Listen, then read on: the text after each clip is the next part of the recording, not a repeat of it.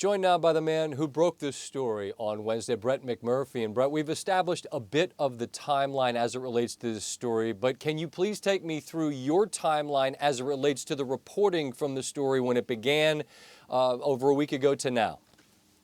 A couple of weeks ago at Big Ten Media Days, I found out that Zach Smith had been arrested back in Florida in 2009.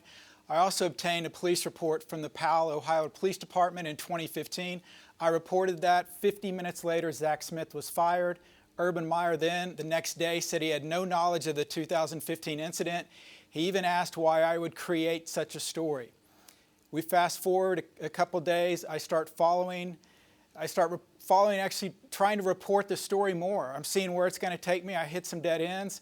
Ultimately, I was able to get a hold of Courtney Smith. I talked to her. I spent 3 days in Columbus. And after talking to her, I got documents, texts, emails, photos, and basically it showed that the entire coaching staff, the wives of the coaching staff, knew what had been going on. And in these text message conversations, it showed that Urban Meyer knew about this. Urban Meyer, however, had said the week before he had no knowledge of this. When I initially started reporting the story, I had no idea where it would take me. Certainly, I didn't think it would end up like this. But when Urban denied any knowledge of it at Big Ten Media Days on Tuesday, and then I had evidence that showed the contrary, then basically that's where we are now in Ohio State. I would say put them on administrative leave today, and now they have a decision to make if they will keep Urban Meyer or not as the head football coach. All right, now Brett, when we're connecting dots here, and the idea that that Shelly Meyer, Urban's wife, knew, and that Urban knew. Now, how you believe that? Because why?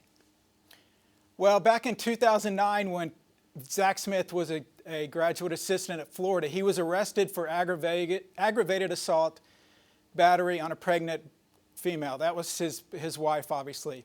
At that time, Urban Meyer admitted that him and Shelly helped the couple through in counseling. So that happened in 2009. I saw dozens and dozens of text messages between Shelly Meyer and Courtney Smith where Shelly's saying, I'm scared of Zach. I'm worried about you. Have the police seen the pictures? Why don't they have a restraining order? It goes on and on and on and on. So on top of that, Courtney Smith said Shelly told her, I have to tell Urban. And Courtney said, tell Urban. So there's all this evidence. I do not have any direct evidence that Urban Meyer, any text messages from Urban Meyer that says he knew about it, but I have mounds of evidence that indicate that Urban Meyer would have known about this, basically because his relationship with his wife Shelly, who he discussed at Big Ten Media Days about how close they are. They share everything. He relies on her for everything. They've been married 29 years. I find it hard to believe that the same couple they counseled in 2009, she has evidence, she knows of domestic violence against this same woman in 2015, and they completely ignore it, and Urban has no knowledge.